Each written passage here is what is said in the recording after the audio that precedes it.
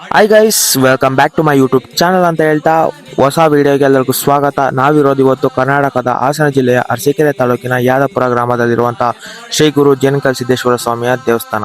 Guys, ನಾನು ಇಲ್ಲಿ ಎಷ್ಟು ತಿಳ್ಕೊಂಡಿನೋ ಅಷ್ಟು ಮಾತ್ರ ನಿಮ್ಗೆ ಹೇಳ್ತೀನಿ. ಮೊದಲಿಗೆ ನಾವು ಇಲ್ಲಿ ಜೇನುಕಲ್ಲು ಅಂತ ಹೆಸರು ಯಾಕಪ್ಪ ಬಂತು ಅಂತಂದ್ರೆ, ಇಲ್ಲಿನ ಸ್ಥಳೀಯರ ಪ್ರಕಾರ ಬೆಟ್ಟದಲ್ಲಿ ಬಂಡೆಗಳಲ್ಲಿ ಜೇನುಗೂಡುಗಳು ಇದ್ವಂತೆ. ಇದ್ದ ಕಾರಣಕ್ಕೆ ಇದನ್ನ ಜೇನುಕಲ್ಲು ಅಂತ ಹೆಸರು ಬಂದಿತ್ತು. ಮತ್ತೆ ಇಲ್ಲಿ ಸಿದ್ದೇಶ್ವರ ಸ್ವಾಮಿ ಇರೋ ಕಾರಣ ಇಲ್ಲಿ ಜೇನುಕಲ್ ಸಿದ್ದೇಶ್ವರ ಸ್ವಾಮಿ ಅಂತ ಹೆಸರು ಬಂತು. ಮತ್ತೆ ಇದೇ ಹೆಸರು ಇಡೀ ಕರ್ನಾಟಕದಲ್ಲಿ ಫೇಮಸ್ಸು. ಮತ್ತೆ ಇಲ್ಲಿ ದೇವರ ಬಗ್ಗೆ ಹೇಳ್ಬೇಕಾದ್ರೆ, ಇದು ಶಿವನ ರೂಪ, ಅಂದ್ರೆ ಶಿವನ ರೂಪದಲ್ಲಿ ಸಿದ್ದೇಶ್ವರ ಸ್ವಾಮಿಯು ಇಲ್ಲಿ ನೆಲೆಸಿದ್ದಾರೆ ಎಂದು ಇಲ್ಲಿನ ಜನರು ನಂಬ್ತಾರೆ. ಮತ್ತೆ ಇಲ್ಲಿ ಬೆಟ್ಟದ ಮೇಲೆ ಹೋಗ್ಬೇಕಂದ್ರೆ ಸುಮಾರು 750ಕ್ಕೂ ಹೆಚ್ಚು ಮೆಟ್ಲುಗಳನ್ನ ಹತ್ಕೊಂಡು ಹೋಗ್ಬೇಕಾಗುತ್ತೆ. ಇಲ್ಲಿ ಬೇರೆ ದಾರಿ ಇಲ್ಲ. 750ಕ್ಕೂ ಹೆಚ್ಚು ಮೆಟ್ಲುಗಳನ್ನ ಎತ್ಕೊಂಡು ಇಲ್ಲಿಗೆ ಬರಬಹುದು. ಮತ್ತೆ ಬೆಟ್ಟದ ಮೇಲೆ ಸಿದ್ಧರ ಪಾದಗಳನ್ನು ಪೂಜೆ ಮಾಡ್ತಾರೆ.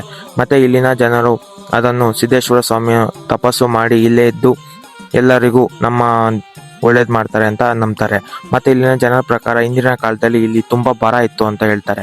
ಮತ್ತು ಬರ ಇದ್ದ ಕಾಲದಲ್ಲಿ ಇಲ್ಲಿನ ಜನರು ಅವಾಗ ಸಿದ್ದೇಶ್ವರ ಸ್ವಾಮಿಯನ್ನು ಪ್ರಾರ್ಥಿಸಿದಾಗ ಇಲ್ಲಿನ ಜನಕ್ಕೆ ಮಳೆ ಮತ್ತೆ ಬೆಳೆ ಚೆನ್ನಾಗಾಯ್ತಂತೆ.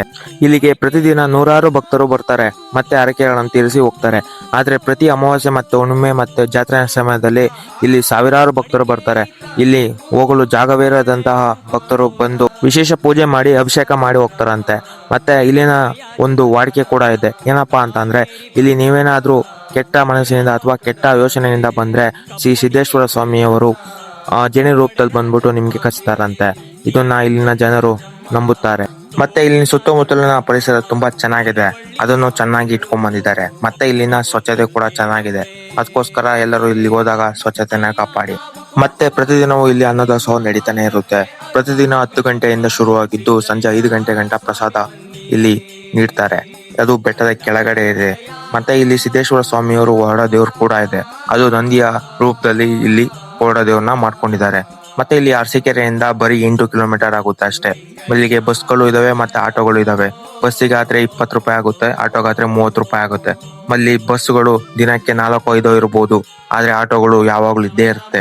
ಮತ್ತೆ ನಿಮ್ಮಗೇನಾದ್ರೂ ಟೈಮ್ ಇದ್ರೆ ನಿಮ್ ಜೀವನದಲ್ಲಿ ಒಂದ್ಸತಿನಾದ್ರು ಈ ದೇವಸ್ಥಾನವನ್ನು ಭೇಟಿ ಮಾಡಿ. ಮತ್ತೆ ಇಲ್ಲಿನ ಜೇನುಕಲ್ ಸಿದ್ದೇಶ್ವರ ಸ್ವಾಮಿ ಅವರ ಪಾದಕ್ಕೆ ನಮಿಸಿ ಇಲ್ಲಿನ ದರ್ಶನ ಪಡೆಯಿರಿ ಅಂತ ಹೇಳ್ತಾ, ಈ ಮಾಹಿತಿ ಏನಾದ್ರು ನಿಮ್ಗೆ ಇಷ್ಟ ಆಗಿದ್ರೆ ಒಂದು ಲೈಕ್ ಮಾಡಿ ಮತ್ತೆ ನಿಮ್ ಫ್ರೆಂಡ್ಸ್ ಎಲ್ಲ ಶೇರ್ ಮಾಡಿ ಅಂತ ಹೇಳ್ತಾ, ನಮ್ಮ ಚಾನಲ್ಗೆ ಯಾರೋ ಸಬ್ಸ್ಕ್ರೈಬ್ ಮಾಡ್ಕೊಂಡಿಲ್ಲ ಬೇಗ ಸಬ್ಸ್ಕ್ರೈಬ್ ಮಾಡ್ಕೊಳ್ಳಿ ಅಂತ ಹೇಳ್ತಾ, ಮತ್ತೆ ಮುಂದೆ ಒಂದು ವಿಡಿಯೋ ಪ್ಲೇ ಆಗುತ್ತೆ, ಅದು ನೋಡ್ಕೊಂಡೇ ಹೋಗಿ ಅಂತ ಹೇಳ್ತಾ, ಮತ್ತೆ ಸಿಗುವ ಮುಂದಿನ ವಿಡಿಯೋದಲ್ಲಿ. ಟೇಕ್ ಕೇರ್, ಬಾಯ್.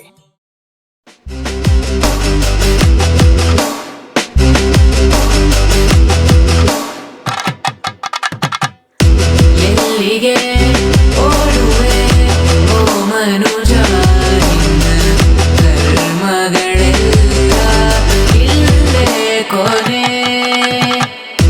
ಏತಕ್ಕೆ ನೋಡುವೆ ಗಗನವನ್ನು